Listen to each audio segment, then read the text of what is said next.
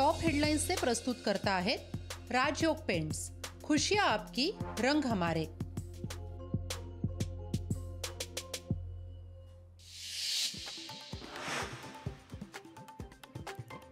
वय झाल्यानंतर थांबायचं असतं, पण काही जण थांबतच नाहीत। उपमुख्यमंत्री अजित पवारांचा शरद पवारांवर पुन्हा निशाणा।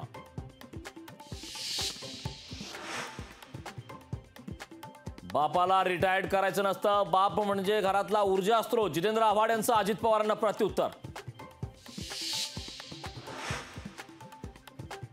राज्यात लवकरच राजकीय भूकंप, भाजप प्रदेशाध्यक्ष बावनकुळेंचा दावा। तर 10 तारखेच्या निकालाआधी नार्वेकर आजारी पडणे हाच मोठा भूकंप। खासदार संजय राऊतांचा बावनकुळेंना टोला। उद्धव ठाकरे 22 जानेवारीला नाशिकच्या काळाराम मंदिरात दर्शन घेणार। ठाकरे कोणत्या तरी मंदिरात जात आहेत असं म्हणत देवेंद्र फडणवीसांची उद्धव ठाकरेंवर खोचक टीका।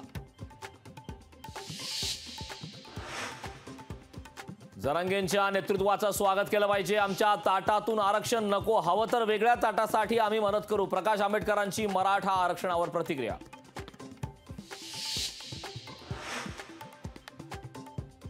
भटकंती करायला गेलेल्यांना परत घेणार नाही, उद्धव ठाकरेंचा शिंदे गटाला इशारा। तसंच काही जण खोक्यात बंद झाले, उद्धव ठाकरेंची प्रतिक्रिया। शासन आपल्या दारी कार्यक्रमाची श्वेतपत्रिका काढा, सुप्रिया सुळेंची मागणी। या कार्यक्रमातून जनतेच्या पैशांचा चुराडा होतोय, सुप्रिया सुळेंचा सरकारवर गंभीर आरोप।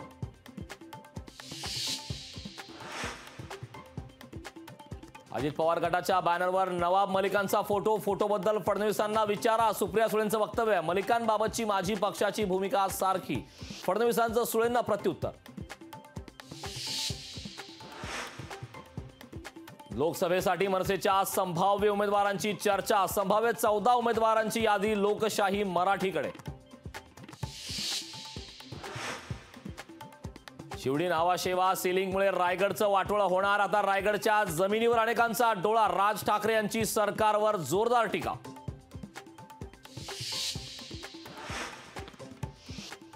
कर चुकवल्याप्रकरणी खासदार भावना गवळींच्या महिला उत्कर्ष प्रतिष्ठानचं बँकेत खातं गोठवलं। 8,26,00,000चा कर थकवल्याप्रकरणी खातं गोठवलं।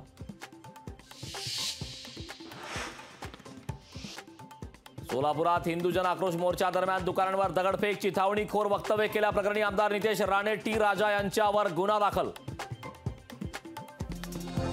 टॉप हेडलाइंस से प्रस्तुत करता है राजयोग पेंट्स, खुशियां आपकी, रंग हमारे।